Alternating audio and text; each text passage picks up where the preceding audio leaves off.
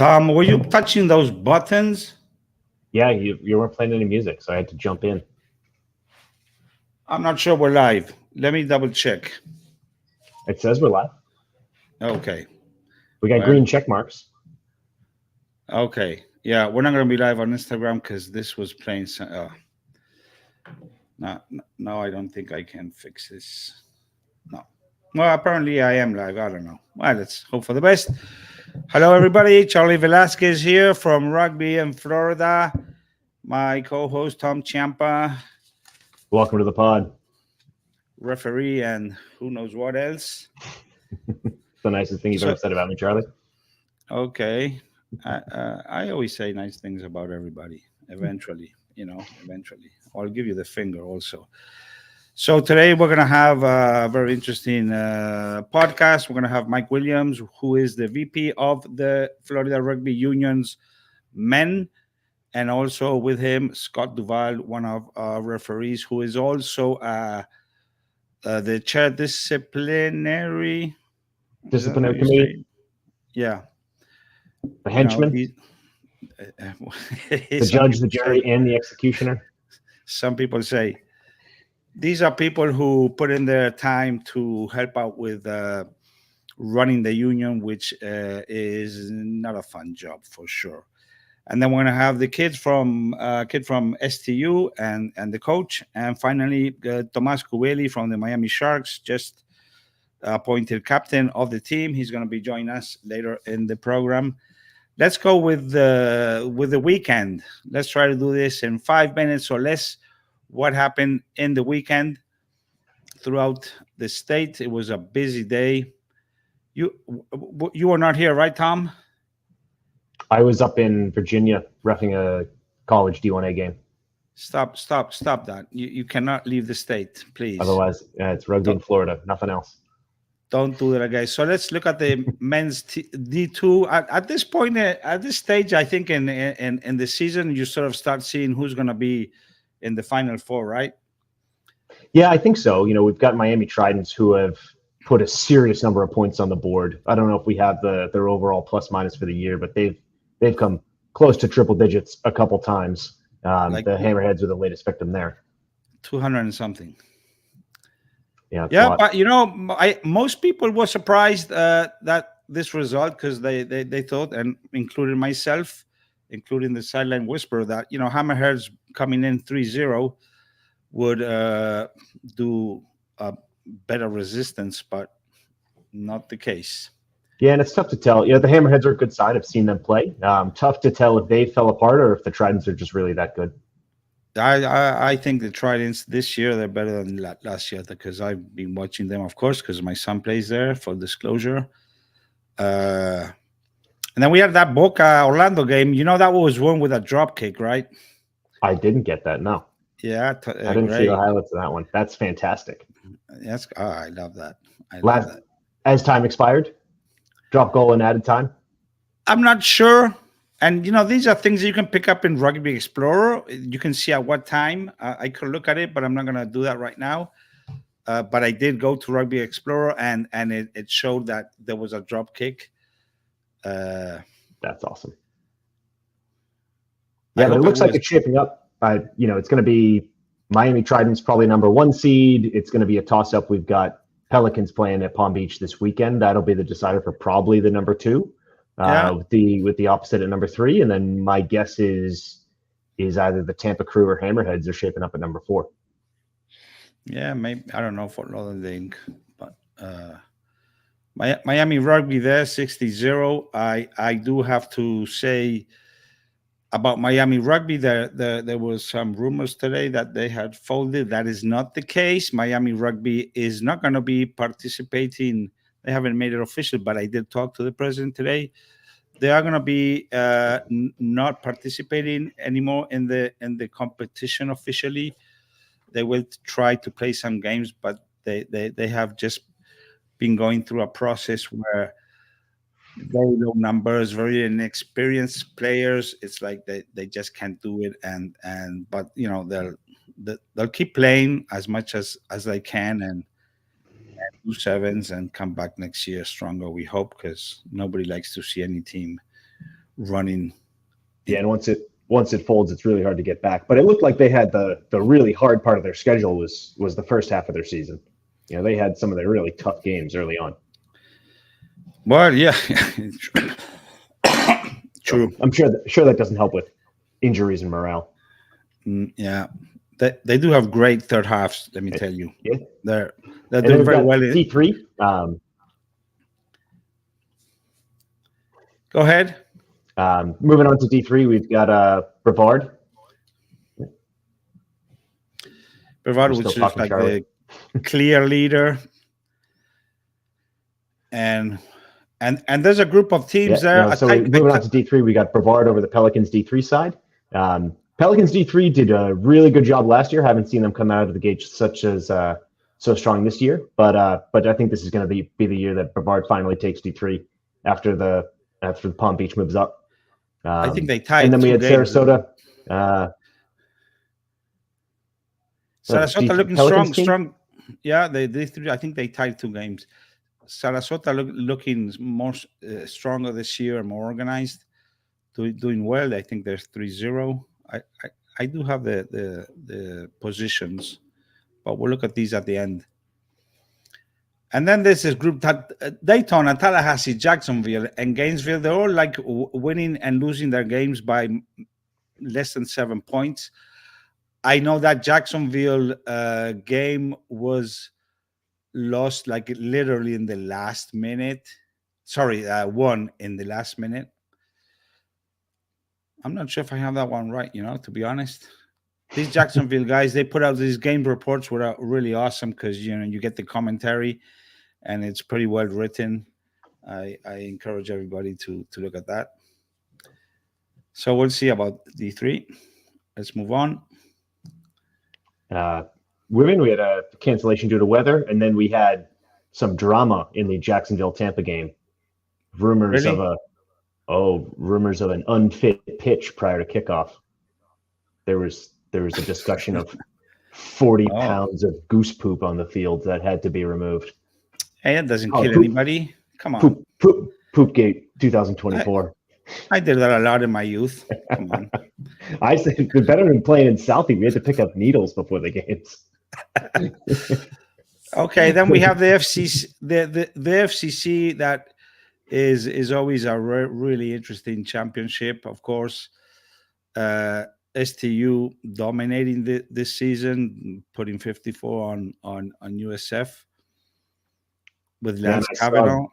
Yeah, that was a great game. Honestly, a bit more on the scoreline than I expected it to be. I follow the Goff Rugby Report D1 AA rankings, and we got St. Thomas up there 26, 27, something like that. UF and USF also ranked a bit higher. Yeah. So this one is another one that's going to be, we're going to know pretty soon who's going to be the top 4. I just want to say that MAU, that it says it was a forfeit. They did not have 15 players, but they did play 12 aside.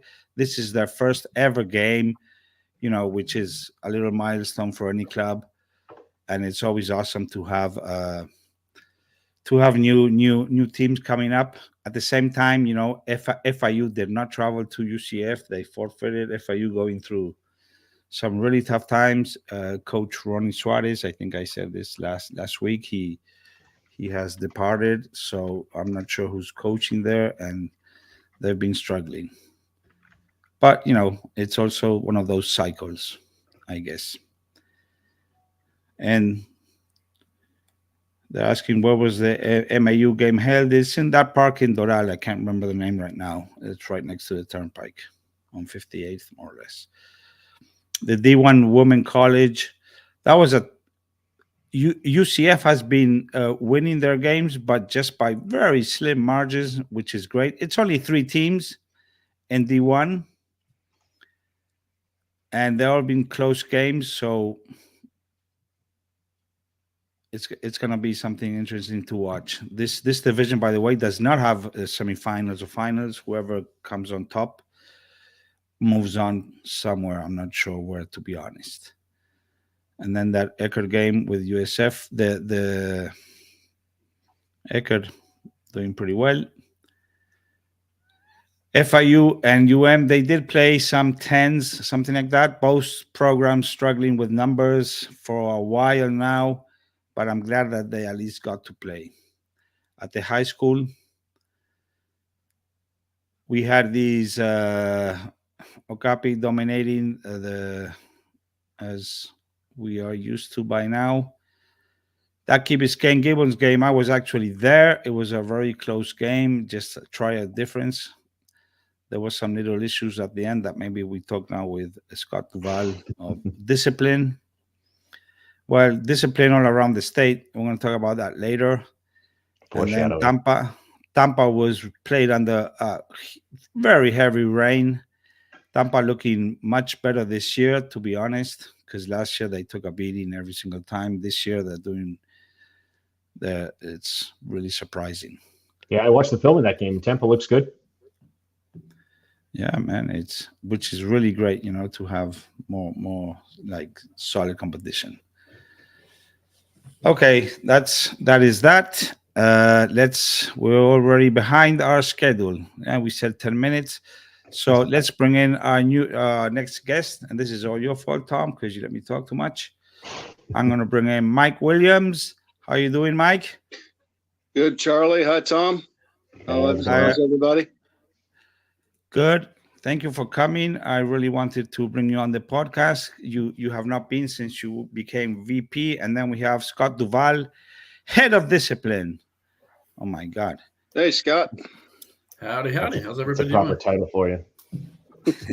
I can change it. What do you want me to be? No, I like Head of Discipline. It's good. So, Mike, give us a little overview of men's rugby, and specifically with these issues we've been having since we started with the compliance. If you want to address that, and then we can talk a little bit about all these red cards all over the place. What's going on? I call it growing pains, Charlie. To be quite honest, when I came on board, one of my goals was to ensure the integrity of our competition, and one of the ways to do that, and I'm not apologetic whatsoever, is to enforce the policies of World Rugby and USA Rugby as well as FRU, and that's first and foremost. And playing unregistered players is inexcusable at any level, including in the fall. And one of the things we're going to try to implement is the use of Rugby Explorer throughout the entire season, and not just the spring. I would like to use it in the fall as well for friendlies. Among other things we would like to try to do as well. I'm working closely with the referees about getting trained ARs. There's a program through USA Rugby, and if there's anybody interested in that, it's $20. You can become certified to be an AR, and you can work the sidelines for your club. The other thing I would like to do to ensure the integrity of the competition going forward, and I've talked about this as well, is to have number 4s that are. You're getting ambitious. Well, I'm going to try.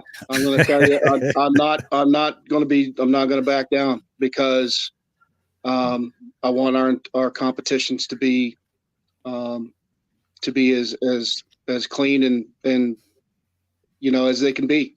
And I want to make sure we get team sheets checked and make sure that the subs are in and out as they're supposed to be.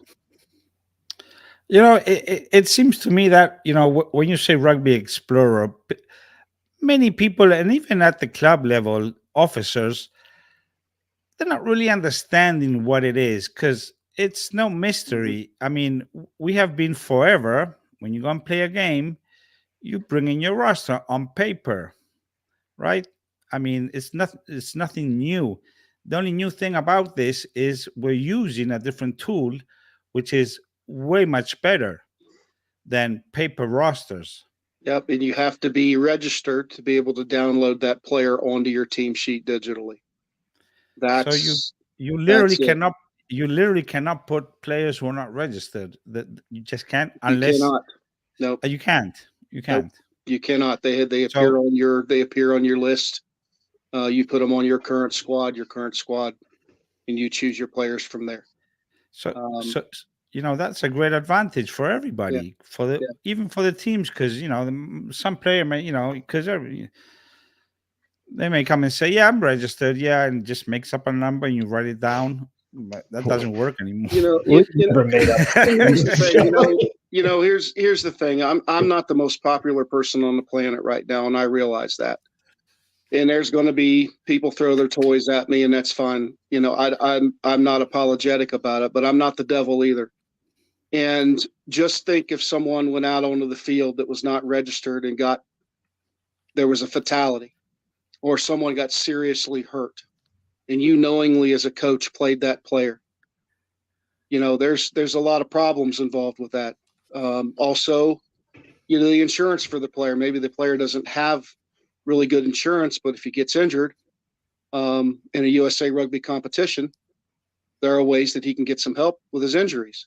Oh, yeah, So for sure. there's a lot, there's a lot to this, and it's not just being the big bad wolf and screaming from the top. Trust me, I want to support everybody in this and do the right thing. And I ask the same in return. Let's do the right thing. Let's have a competition that is correct and to the T. It's not that difficult. It's really not.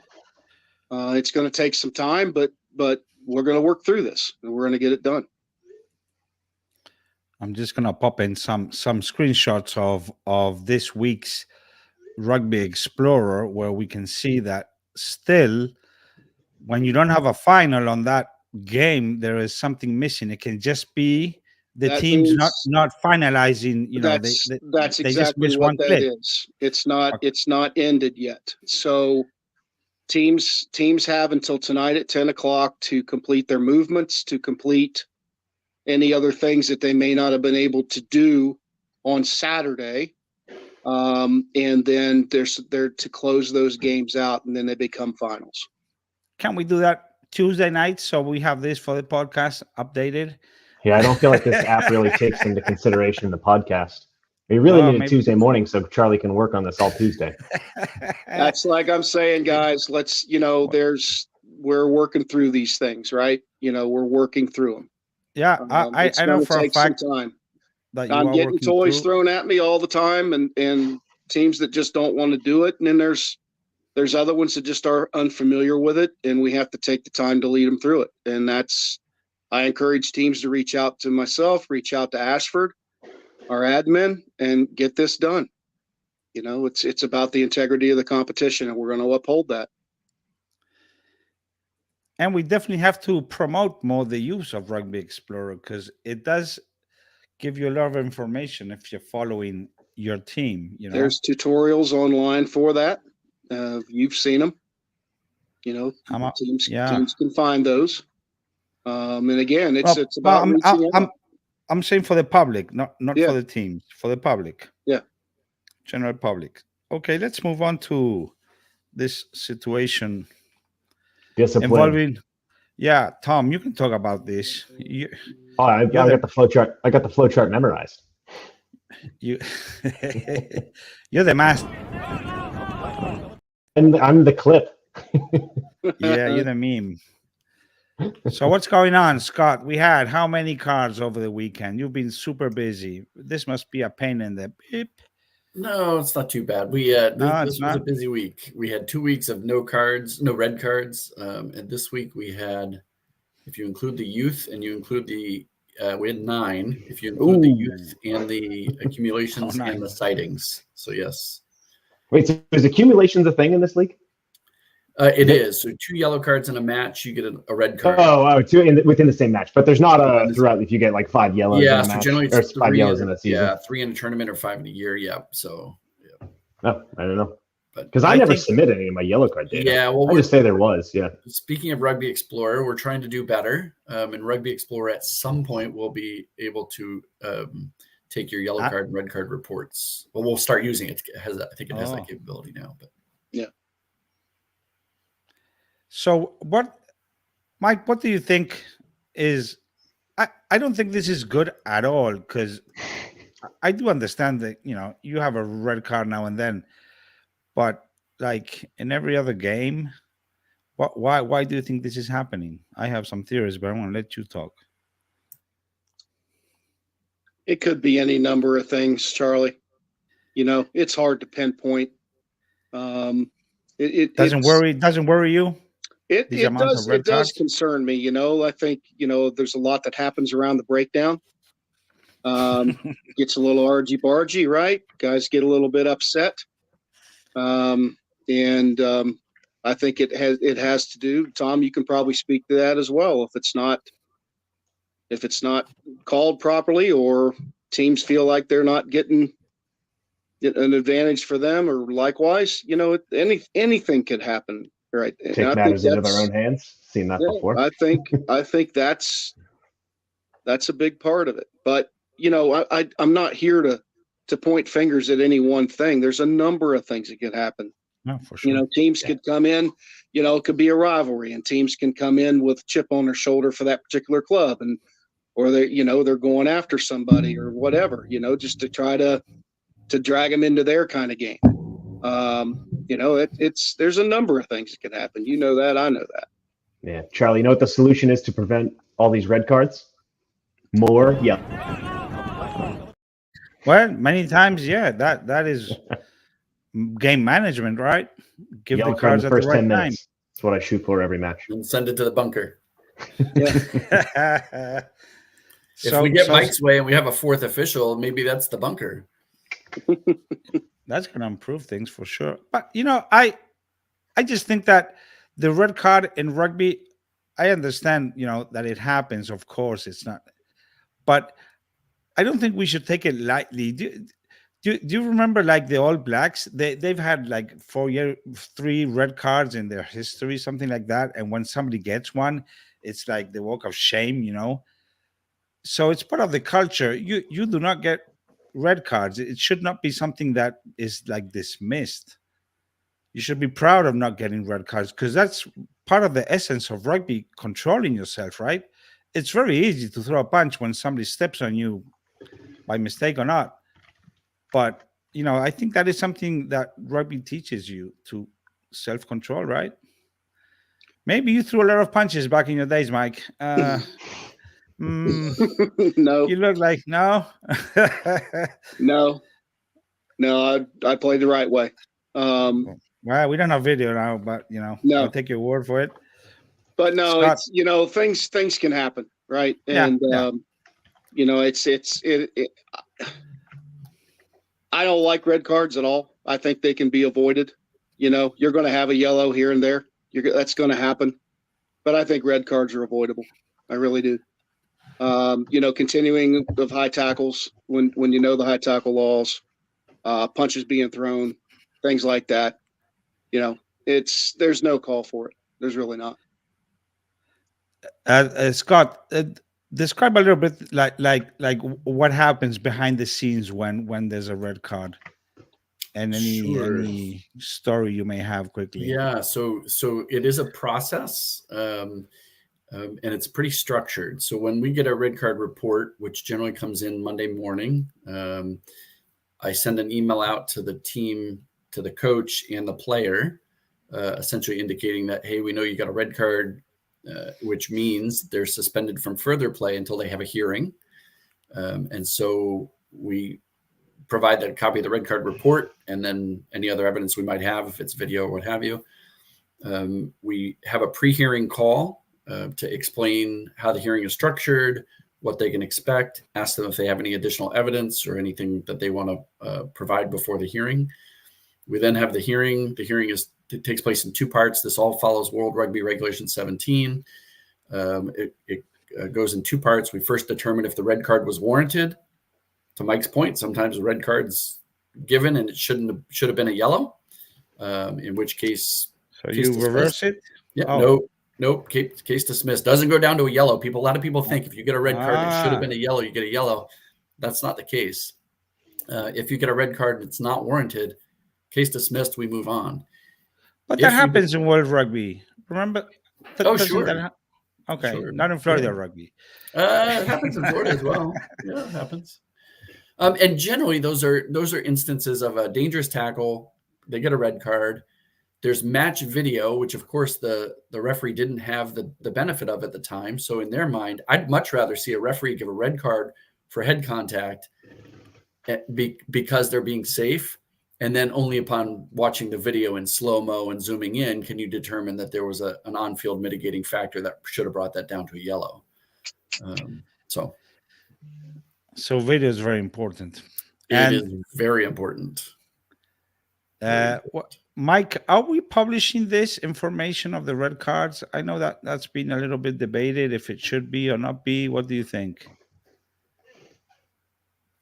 I don't know if we need to go public with it. I think it can be handled internally. I'm not into public shaming for red cards. I mean, that player already knows what's happened, and you're putting your own team down a man or two, when you do that kind of thing.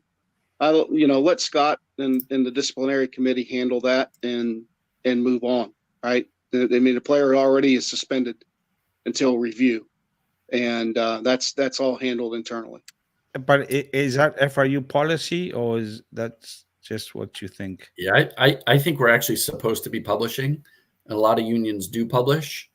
I don't see why not, to be honest. RFU is probably one of the best. They publish every level of rugby on their website, almost every level, maybe not youth. And I don't think we should publish youth, but adult rugby, every disciplinary decision is posted. Yeah, I'm more in favor of making it public. I mean, it's in Rugby Explorer. So to Mike's point, if somebody's got a card and they're sanctioned for a couple of weeks, and they cannot be selected for a roster. If that's set up properly, of course. But how do we know if it's been 2 weeks or 2 years? So I mean, that's why you would want to publish them somewhere publicly. So because it's a marathon, not a sprint, Charlie. We're trying to get better every day. Yeah, I know. I agree. Part of the process. It's going in the right direction for sure. Gentlemen, we have to sort of wrap this up because we're trying to keep this podcast within the hour. We have another guest now. I really appreciate you guys coming on. It will not be the last time for sure. Any final words, Mike? No, we'll just keep moving forward and keep getting better. That's what we're going to do. And I'm here to help any club, anybody. Sorry, quick final word from me. If anybody's interested in becoming a community judicial officer, we're having training in LA March 8th and 9th, Denver April 27th and 28th, and then dates to be determined Dallas and Chicago probably in June and August. That's a fancy name, community judicial officer. So it's something USA Rugby is coming up with, and I'll be happy to come back and explain more about that. But we'll run out of time if I start that discussion. Do people show up at your house to protest if you're one of those? Okay, thank you very much, guys. We'll see you throughout the season for sure. And Great. Thank you for your work, which is not fun, but so necessary. I mean, we couldn't do it without you. Scott Duval, the henchman. Mike Williams, FRU VP. Bye, guys. I mean, I'm always so grateful for people to this, that somebody has to do it, okay?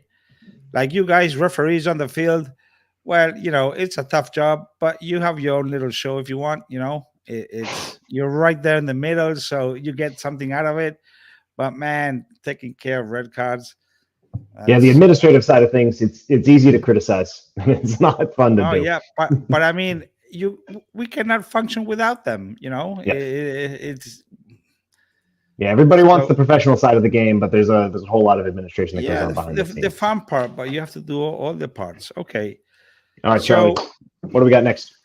So we're gonna touch a little bit of college rugby, and for that matter, we have invited coach and player from STU. I'm gonna bring them in. Hi, Andres. Hey, how are you guys? How are you, Tom? Good. Remind me of your last name. Villareal. And we got Welton. Charumbira. How do you pronounce your last name, Welton? You got it right. Charumbira. I did? Oh, that's a miracle. So you guys getting everybody's attention this year, of course, for the simple reason you're doing so well. I'm really glad, Andres, to see like a young coach. I know you have a coaching staff there.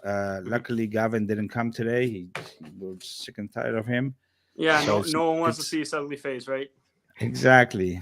I know, and that big mouth of him. So I know you guys have a little staffing group, right? Yeah. Tell us about this coaching staff and talk about the team. What do you think is doing so well? That's for you, Andres. Are you frozen? He's frozen. Welton. Yeah. I remember interviewing you last year, just casually. Yeah, I remember. Mostly just because I heard you were from Zimbabwe, right? Yes, sir. I thought, oh, this is interesting. Talk us about and you're one of the pillars of the team for sure. Great kicking. Thank you. Great kicking. Minus sometimes you don't have a good day. I've seen those also. But overall, what kind of question is that, Charlie? Yeah, because I'm a kick freak, man. I really look at the kickers. I love them. They win games as they won last year, the D2 final. Remember? I remember. I was the ref for that match. Oh, you were the ref? Oh, you were giving cards left and right at that game. Yeah, I gave 6 cards in that game alone, and then I got harassed on social media for not. We got a couple. Yeah. No, it was a great game, that last one. But to your question, Charlie, I think this team is growing exponentially, and it's amazing to see. It's amazing to watch the players buy in and the coaches as well working overtime. It's an amazing machine to watch, and I couldn't say I'm more proud. It's beautiful to see how it's taking shape. We've got walk-ons, people that have never played rugby before, that come in and they embrace the sport and they absolutely love it. It's a happy thing to see. You have a few, Andres, you have a few players that, because my impression is that on your team, everybody, and one of the reasons of the success is that everybody has played rugby for a bunch of years. That is not the case. No, that's not the case. We do have a couple of walk-ons. People just saw us play on campus, became interested, and wanted to join. And of course, we embraced them with open arms. The more the merrier, right? You have a fairly large squad now, right? Roster. Yes, we do. I think we have about 44, 45 players right now. Okay. And talk to me a little bit about, the type of players you have, and because you got a bunch of players that are coming from other countries, right? And then you have this big group of players from Okapi, basically. Tell us a little bit about the team. Yeah, so I mean, like you said, it's kind of like a combination of local players. We have a lot of Okapi players that graduated last year, a couple of Okapi players that graduated maybe 2 or 3 years ago that transferred schools to come play with Gavin again, and then we're filling up the rest with either international players that we bring on scholarship, and then also the walk-ons from inside St. Thomas. Yeah, you pull in a lot of athletes from other sports. I know last year there was a couple football converts on the team. Yeah, they were probably the ones that got the yellow cards that game. But yeah, we have been getting a couple of football players, some wrestlers, and then I think we had a soccer player too. Oh, I thought Welton was talking, but he's talking to somebody else. Are you guys, other than the Florida Championship, do you guys have plans I mean, we have to say, of course, it's a varsity program, which we have actually another one in Ave Maria, but just started and it's very small. So you guys being a varsity program is a little bit of a advantage at this point. I just wanted to ask you if you are planning to do something out of Florida.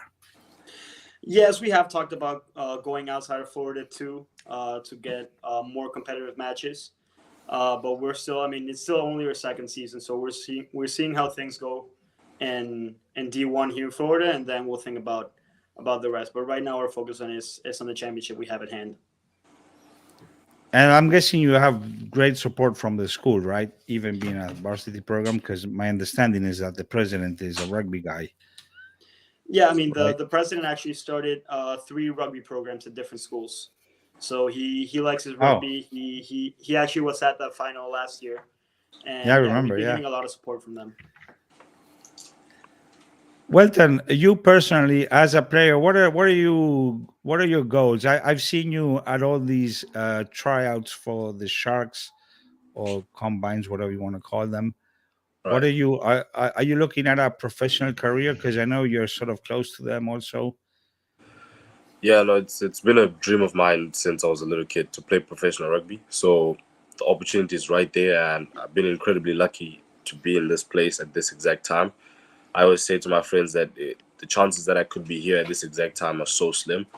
So I've been incredibly lucky. I wanna make the most of that. I do want to play professional rugby. Okay. So, and what do you guys think of having the Miami Sharks? I mean, it's amazing just having a pro team in our own backyard. I mean, I think it's also going to be a great opportunity for the kids in the youth stages of rugby to look up to, and having them play games in our own city, and it's just going to make rugby in Florida grow a little bit more. Are you guys planning?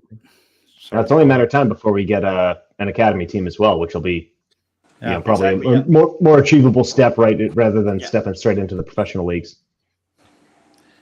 Yeah, are you guys planning like to go in mass to the games, like taking over some section of the stadium? Yeah, I think actually Welton was the one organizing for the first game, so he can talk to you a little bit more about that. Yeah, no, I've been in and out of conversations with Mariano and the rest of the management, and it's something they want. They want to give us a good chance to be there. So we're talking about getting together a big bunch and then heading to the game and just wearing St. Thomas and just taking over one section of the benches. You know how InterMiami has that organization that's called La Familia. Maybe you should start something like that. I think that'd be an excellent idea, Charlie. And make a lot of noise. Right. Yeah, I think we should play up the Florida aspect and get all the Jimmy Buffett fans with the fins to the left, fins to the right. I mean, I think since we have a lot of Latino culture, maybe we should take more stuff from them than from basketball, All right, fine. That's your opinion. What is your next game? We're playing FIU this Saturday. Is that game going to happen actually? Because we've been seeing FIU having to forfeit. I still don't know, or I'll have to talk to our match secretary, see what he talked to with them. But I mean, hopefully he does. Okay. And then the other good news for STU is we've got 2 confirmed bowl games this year. So we've got one in Houston, and then there's going to be another kind of TBD somewhere else. But that should be something. How do the playoffs work for the FCC? Do we have playoffs, or do we just crown a champion? No, I think we do have playoffs. So yeah, we definitely have to have a state final. Yeah. Yeah. We have playoffs or the state final. What I'm not entirely sure is after we have the champion, I'm not entirely sure who goes to those bowl games. I'm just not sure if it's like number 1 and number 2 or. I mean, I think that's how they previously have done it. So I would imagine they would keep the same format for that, but we'll see. Because last year FSU went to Houston. Yeah, so yes, and then I think USF went. USF went once also, yeah, for sure. Oh, did they go as well? Yeah. Yeah, the previous year, I think. But that's a massive target. I know between the players, we were talking about that event the most probably. Everybody's heads is just focused on that. Let's make it to Houston. Let's make it to Houston. Houston, we have a problem. I think they just want a free trip across the U.S. Okay, guys. So nice to see you. hopefully we'll see you in the final, or maybe not. You never know. This is a very competitive championship. I mean, it's sports. Anything can happen, right? You haven't had too many close games, to be honest. You probably also not have played the stronger teams yet, right? Yeah. So. Yeah, I think anyway, that STU University of Florida game should be one of the better ones of the season. Yeah, we're absolutely buzzing for that, especially that second half of our season. We have UF and FSU, so we can't wait for that. We can't wait for that challenge. We're excited. It's going to be good. Okay. Thank you very much, guys. Say hi to Gavin. Oh, and when you're saying hi to Gavin, tell him you still have to pay the refs. Oh my God! I've been harassing them via email. I think we've had no refs paid by STU this year, so get on it. I'll talk to him. Don't worry. Tough cookie. Thank you, guys. I'll see you around. Thank you, guys. Bye. Thank you so much. Hey, okay. I said my piece, Charlie. Let me put a nice background on. So we are actually waiting for our last guest that for some reason I'm trying to find out is probably he's going to come in a couple of minutes. So let's just go quickly over the next week. What's in store? I don't know if I can make that bigger. To be honest, I think I cannot. Can you read it, Charlie? Do you want me to go through this for you? Yeah. I'm going to have to read it over some other screen. And then, do we know who the sideline whisperer is? I'd like to get in on some of that action. Oh yeah. Because we got. I really what we should do is just start sports betting on Florida rugby. I think that would be an ideal situation. Let me see if I can show it in. Let me share my other screen here. I can read it with my youthful eyes. No, I got this one. I can make bigger. See. So anyway, perfect. I just want to mention that other than the regular games, we're having, which is always nice, a visiting team from Cayman Islands at the youth level. They're going to be at Key Biscayne Saturday morning, which is always, you know how I started in rugby. I just went to see one game. I just happened to see one game happening. I went to that game, and as I say, the rest is history. So that is a nice opportunity for people, to invite people who don't play rugby to see what it's about. And then we also have a visiting team from, you can see it down there, the War Eagles. They're from Georgia, I believe. Sounds like they're from Auburn. No, they're from Georgia for sure. From the capital. Auburn, Georgia? Nah. What's the name of the capital of Georgia? Atlanta. Yeah, well, Mr. Cisco is. By the way, Cisco, as we mentioned him, he's going to be tomorrow at the Vancouver Sevens. Yeah, we may talk to him next week. Good luck to him. So we have a full week of D2 and D3. Boca, Fort Lauderdale, those two teams should be a tight game. Orlando with receiving Miami Tridents. Orlando has not been doing that well this season, so this should be one for the Tridents. That Palm Beach Pelican game, that's going to be a big one. That's going to be a big one. I think it's going to decide the number 2 seed. Yeah, most likely. Palm Beach has done well, other than that defeat against the Tridents by a small margin, and Pelicans, I was expecting like bigger scores on their games. They've been winning, but in the 20s. So I don't know what's happening. I haven't seen them, to be honest. Yeah, I don't think they publish their film, so it's always hard to get clips of them. Yeah. Then we have Tampa receiving the Hammerheads. That game could go either way, in my opinion.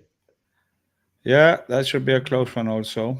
Then in D3, I would say that those last games, Daytona, Gainesville, Jacksonville, Tallahassee, those are the key games to define the top four. All those teams sort of close.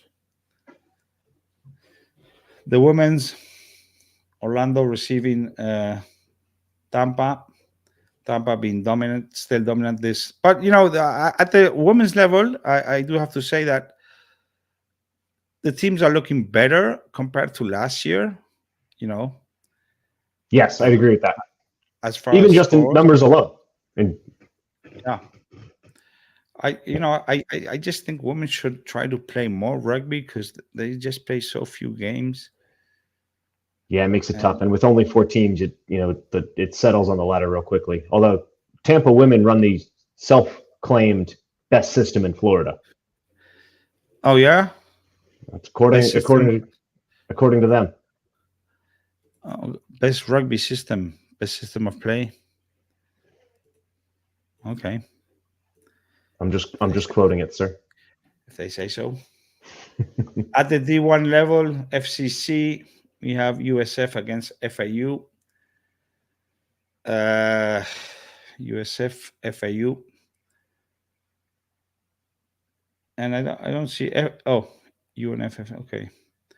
It seems like the stronger teams this season are FSU, St. Thomas, of course, and UF. But these are always like tough games.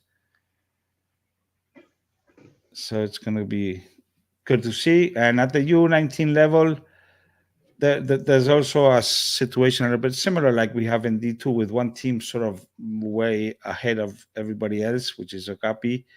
And then we have a bunch of teams that are, it's really, I could not tell who's going to be getting to the Final Four or the final this year. I know Tampa has improved a lot, showed very good rugby the last 2 games. I was surprised by Gibbons also. I saw them against Key Biscayne last week where they lost by 1 try, but playing a very different style of rugby that we're used to. Way more open, Coach said they play what they have, so they seem to have some nice backs this year and play more open. I like it. I mean, it was only 2-3 years ago whenever they won the state championship and their strategy was don't pass, just run up the guts. And it really worked for them. And don't kick. And sometimes they have these very, strong kickers. So that is what is looking ahead. Of course, we have a ton of rugby all around the Vancouver Sevens, as we mentioned.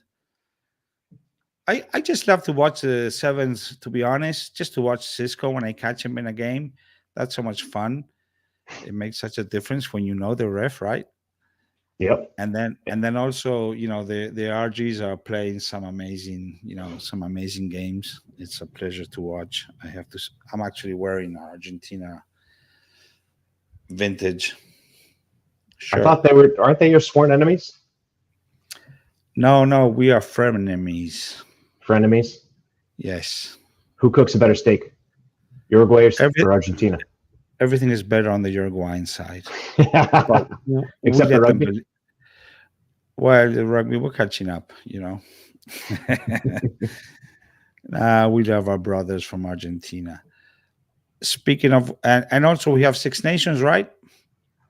The Six Nations is back, took a week off. We have the most important rugby game in this hemisphere coming up this weekend. Harvard alumni traveling to Freeport, Bahamas. I'll be the referee for that one. So. Oh, really? Nobody cares about that, Tom.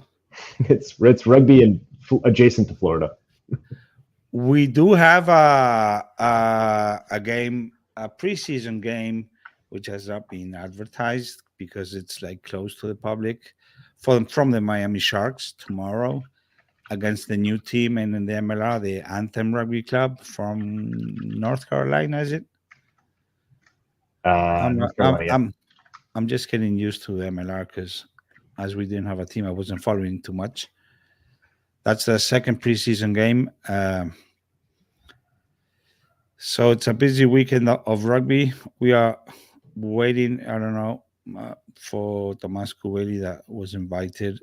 He may have been having some issues. I don't know. Anyway, if for whatever reason he can't make it, we'll have him next week. I do want to show, as we wait for this, if I was present. You were not present, and you would have probably ref that game against Life, right? If you were here. So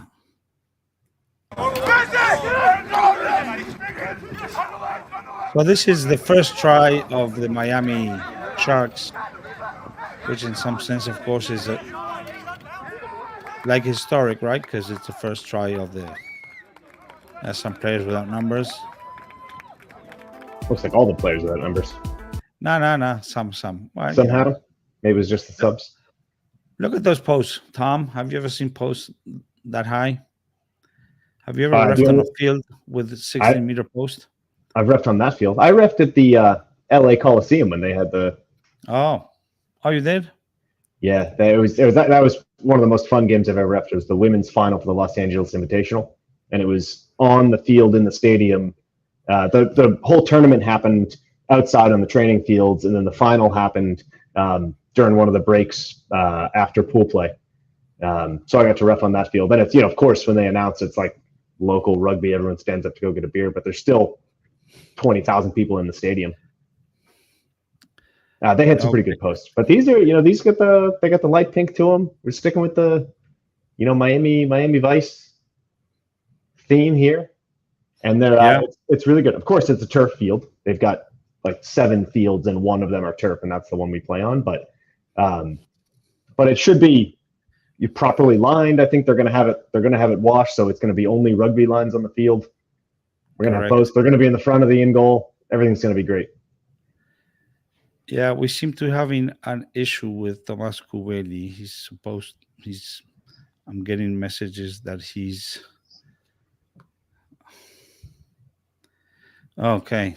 Yeah, he's just professional athlete doing professional athlete things. No. Okay, no, he's missing the hacer click.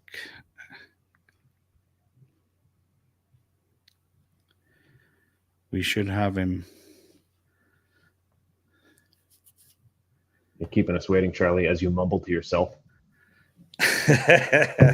Well, eventually I'm going to hire a producer so I can just sit back and you can just be the face. Enjoy the podcast and have somebody doing all the clicks and the production chores. Yeah, he should be in momentarily. This system for the most part works pretty well, unless I screw up badly, like I did once. I think this was Randall Johnson. I sent him the link of the previous podcast. So he was like all there by himself, because these are like rooms. And he's texting me, "Oh, I'm here. I don't see you." And he wasn't here. He was somewhere else. Okay, now I don't know. Apparently, I don't know. You don't see him, right? I don't see him. You want to go through his awesome kick? Oh, give the fans something they're looking for. Let me see. Oh, yeah. You show that. I'm gonna send them another link because I think that's the issue. So I think everybody saw this clip on Rugby Dump back when it happened. He's actually at the. Yeah, you can put sound on that also.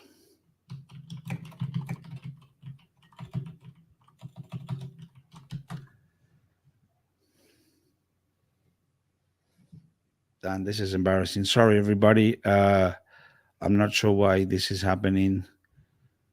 Unfortunately, our guest ended up somewhere else.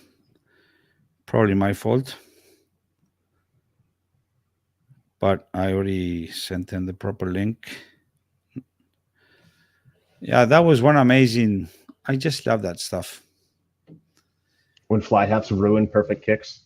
No, when we do Colin creative Slade going things, up there. why can't we play It's the always like Babas. this? Why can't we always play like this? Have you ever seen an old boys match in Florida? This is all they do.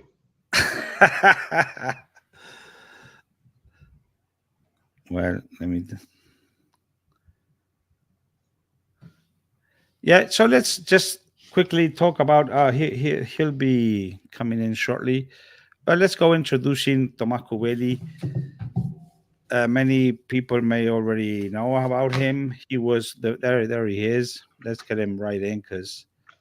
Oh no, that's not Tomás. But let's bring this guy in, maybe. Or no, he doesn't want to go in. That's a team manager. He's double checking. So anyway, Marco Cubelli, many people know him. And there he is. Okay, let's bring him in with no further ado. Let him catch his breath. Tomás, how are you doing, man? Oh, so sorry, man. I don't know what happened. Everybody had no issue coming in today, but you were in another room. You were in last week's podcast for some reason. Another link. I don't know. I was waiting. We're still working on hiring a producer. Don't worry. That'll be for next season. I'm gonna have to fire myself today. Thank you very much, Tomás, for coming. No, it's a big pleasure. Thank you for the invitation. So I was just trying to introduce you, and you have a very vast career all over the place, starting in Belgrano, in Buenos Aires. Not sure how long did you play there, and then you have played in. I have this written down, but maybe you know what, you tell us your rugby career. Where has it taken you over the years? Yeah, I started in Belgrano when I played my club rugby. Started when I was very young, 5 years old, but then played the first team. Very difficult and very good amateur league that we have in Argentina. But after you jump to Pampa 16, that was like a development team the Argentina Rugby Union was making to jump into professional rugby. So my first professional experience was in Pampa 16 in South Africa. We were playing Vodafone Cup, and then I jumped into Super Rugby in Australia in the Brumbies, and then came for playing for the Jaguars in Argentina, the Argentina rugby team in Super Rugby. When we got a spot in the tournament, and then I went back to Australia for playing for the Western Force. Then in France, where I play in Biarritz, and here I am in America now. So that's been and you forgot to mention your 90+ caps for the Pumas, right? Yeah, I think you were asking me like more club wise, but yeah. Okay, no. Like during all this journey, I had the pleasure to be part of some Argentinian teams. So yeah, that's the biggest part. I just want to go a little bit back in your past history, and I want you to talk about this anecdote, which somebody told me, but yours is a family which is very typical in Argentina of playing rugby for several generations, right? And your dad also played for the Pumas, correct? Yes, indeed. Yeah, in Belgrano, like my brother played a lot of rugby in Belgrano as well. So yeah, I come from a rugby family, and I always linked to my club, and yeah, it's part of my life. Yeah, that is a strong attachment you guys have for the club. That is lifelong, and you always get back, and it's like your home. I was going to ask you about your dad, because I found this, or somebody told me this fact that he played against the All Blacks while he was in Los Pumas. And that game I think it was 1985, where they tied. And you got to play against the All Blacks also in the 2020 game when you won for the first time. Yeah, it was 1987, I think, the draw. The draw against the All Blacks. What? Yeah, well, my father was there. I was not alive. Oh, you were not alive. Oh, you missed Charlie, it. Okay. Charlie, 87, you were what, 45? Oh, I can't do math, man. Come on. I was a plan. And then, in 2020, we had a very special game for Argentina rugby. The one we beat the All Blacks for the first time. There you are. And it's more than that game on the result. I think it was more the story behind that. It was our first game after COVID, and we've been like 6 months of lockouts and training like ourselves and doing meetings by Zoom. So I think I keep more than that game is more than those 80 minutes. It's all this like what happened before and beating the All Blacks after like not playing for 6 months. So that will be in our memory. Yeah, I watched that game live. It was pretty amazing. Also, you have played. This is another little thing I want to before we move into the Sharks. You have played for the Barbarians. I don't know if you played more than once. Yes. Yes, right? Yeah. But I always remember, I'm going to play this clip and I want you to give us a little bit of the behind the scenes of how did you prepare for this. You probably remember this. It was so much fun to watch. I'm hoping to see this kind of stuff with the Sharks also. I don't know if you have any chance of this. I know I will be allowed. Coach rules the iron fist. And I was so close to. That would have been so awesome. Is this something you guys like practice a little bit? It was like a funny move. The coach proposed, and that was like funny moments. Like first penalty we have on the 5 meter line. We do this, and we were all and we couldn't score. It was be a good memory if we could score that one. But it was good fun. Great game to be involved in. So that's one more special moment of that game. We are very close to win against Australia. Yeah. So you've been around at all levels in your native Argentina, Australia, France. You've played these games. You've played all around the world, of course, with the Pumas. What you have not done probably is to what you're doing right now, which is starting a new professional team, like first year, right? This is your first experience in that sense, I guess. Yeah, it's my first experience in America, a league that is growing a lot. And as of it's my first time I'm in a new team. It's very challenging and a very very good journey to be a part of. Like getting into a new team, like trying to build the foundations of a club that I hope will play in this league for many years. So it's pretty awesome to be part of that from the start. So I think it's a different challenge, and I'm really enjoying it so far.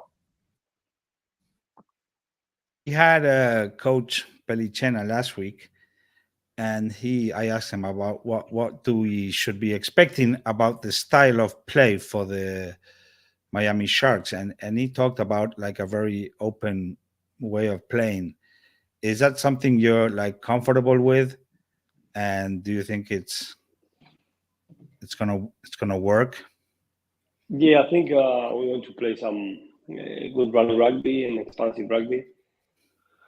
Obviously, like we know set piece and kicking game is a massive part of the game, but we don't want that to be the only thing we show. I think we have some good players, experienced players, like talented players. So I think we are on the same page, and we want to try to put all our potential in the field and doing some interesting things in the field here in Florida. You had that preseason game last week. I think, did you play? Because I saw most of the time the Damian Morley play. No, I didn't play. I didn't play a couple. You didn't play, right? No.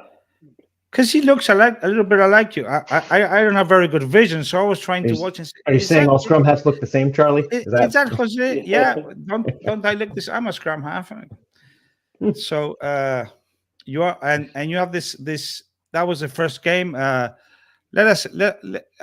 gonna play this little short clip of the first try. I just think it's a nice thing to. This was the first try for the Miami Sharks. Pretty early in the game, I believe.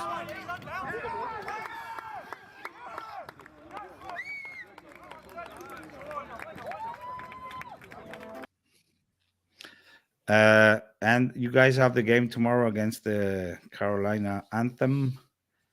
How are you preparing for that? What's your expectation? Because I must say that, of course, that first game against Life, it just showed the potential, but at the same time, obviously, you guys, nobody knows anybody, and you were just practicing for 2 weeks, so that sort of showed in that preseason game. What should we? Yeah, these preseason games are key for us. To get we've been doing some good training. We've been growing very fast as a group in these 3 weeks, but nothing is like rugby, and the connections are really made there. So tomorrow is another great opportunity. We had the opportunity against Life. Now another great opportunity against Anthem. So yeah, I think it's very important for us to get minutes together, to know each other. As I said before, it's pretty challenging, sport-wise and thinking all of the organization. I think we are growing fast in these last 3 weeks, and we have a couple of days more for the Chicago game. So tomorrow we have a very important game against Anthem. Yes. Charlie, are you gonna be down at that game? I will be. I'll be there as well. I'm the most important rugby media in the state. What are you talking about? Of course I'm going to be there. Ooh, all right. I think there's some challenge to that. I mean, you're my favorite rugby media in the state, but Tomás, you probably would have liked to have a couple of more games, right, to prepare before the kickoff of the first game against the Chicago Hounds, right? Yeah, I think it was from the start was pretty clear. Preseason was starting. I think who was I can't remember the exact date now, but there was pretty clear from the start. MLR is launching, every team was launching the same day. We are the new team, so we have to we did some work before, a lot of Zoom meetings before. So we had to adjust really quick. But it was part of the challenge from the start, so it's not an excuse. I think we're a new team, but we had time enough to be ready for the Chicago game and hopefully for a great season for everyone here in Florida. You were just named the captain of the team, right? This week we announced it was pretty much the obvious choice, of course. How are you getting along with your team? Do you feel confident with your teammates? Because you really have a really experienced team all around, with a few not so much experienced guys, but you have some serious experience on your team and high-level players. How confident do you feel that you're going to be doing well overall in this season? I would like for you to say we're going to win all the games. I know that doesn't happen, but how close are we going to be? That's the idea. Obviously. But I really want to go to that final. It is a tough season. It's a tough tournament. It's growing fast. The rugby is getting better and better every season. So I think we have a good quality, good talent, good people, especially. I've been meeting everyone here, and we have some quality guys here, so I think we have some good material to create something special here. But yeah, we start with Chicago and then see how it goes. But I think thinking too far in the season it's not that intelligent for us. I think we are taking the most of every training, of every time we are together, and trying to bring some cohesion to this team that we just met. As you told, like 4 weeks of work together. So every minute is important for us. Okay, last two questions. How is the battle of the mates going on at training between the Argentinians and the Uruguayans? Because I know that's a tough game also. Yeah, the Uruguayans are very, very proud about their mate. You're having mate now at 8 o'clock. Hey, he'll always have one in his hands. Why not? Why not? I have dinner at 10 o'clock, as we should, as you guys also are used to. Come on. So mate, it's a big part of the team. Even we have a lot of non-South Americans that they are getting into mate. Shaul Manucci, Dan Pryor, they've been around some Argentinians in other teams, so they have some mate. Alex Twitch as well, Alec McDonald, I saw them with some mate, so I think we are conquering a bit more than just that's great. That's good. So I just want you to invite the rugby community in Florida for the big kickoff. I personally think that this is an experience that everybody who is involved in rugby should try to come to that first game and the rest of the games that we have at home, especially this one. So I want you to invite the rugby community for March 3rd at 5:30 at the Autonation Field over there at InterMiami. Yeah, I want you to invite them. Yeah, I think it's going to be something very special. Like getting professional rugby in Florida, in Miami. If you think of that, like a couple of years ago, you think it's impossible. So it's something special, going on here. Like players coming from all around the world to represent Miami Sharks, to trying to build some connections with the grassroots here to try to help develop the region. So I think it's pretty special. It will be a day to remember, and I hope it's the start of a great project that I hope it's sustainable, and in many years I don't know, watching TV from Argentina or whatever in the world, say I was part of it first. So for me, it will be very special, and I hope for everyone in Florida as well. For sure. Tomás, thank you very much. My apologies again for the mishap of you ending up in some other room over there by yourself. I'm glad we got it resolved. It's Tom's fault. I'm going to always is say that. Blame the refs. Of course, somebody has to take the fall. And I'll see you tomorrow at the game, and March 3rd, 5:30, Autonation Field for the first MLR game of the Miami Sharks, which we have been waiting for a long time. When just so you know, when this podcast started 3 years ago in 2020, we would always begin the podcast with, because a professional team in Miami has been talked about a lot for some years, and we will always start the podcast. Is there any news about an MLR team? Every single one. So we have to say no news. That was our kickoff to the podcast with our previous host Ross Davenport. So we're so glad to have you guys, and looking forward to some amazing experience, because it's a game and it's everything else, right? That's going to be happening in the stadium. Okay, so thank you, Tom. Thank you, Charlie. Big pleasure for me, and see you tomorrow. All right, see you tomorrow. Okay. Bye-bye. Bye-bye. Ciao. Okay, that was embarrassing, Tom. Stop doing well, this. Charlie, hey, it's still the best rugby podcast in Florida, Charlie. I have to investigate why this happened, because it's weird. Okay, so we ran over our time because of this mishap. 15 minutes passed. We'll see everybody next week with a lot of stuff that has happened, and that would be the previous week of the kickoff of this kickoff game. We'll probably talk about that also. Absolutely. Thank you very much. Thank you, Tom. I know you have to run. Of course. I'll see you tomorrow, Charlie. Thank you, everybody. We'll see you next week. Bye-bye. Hasta luego. Hasta luego. Your Spanish is not that bad, huh? Muy bueno. It's not that good. Now you just need to start drinking mate, huh? What do you think? So I'll have my first one tomorrow. How about that? I'll take mine, so you'll get one. Bye-bye. All right.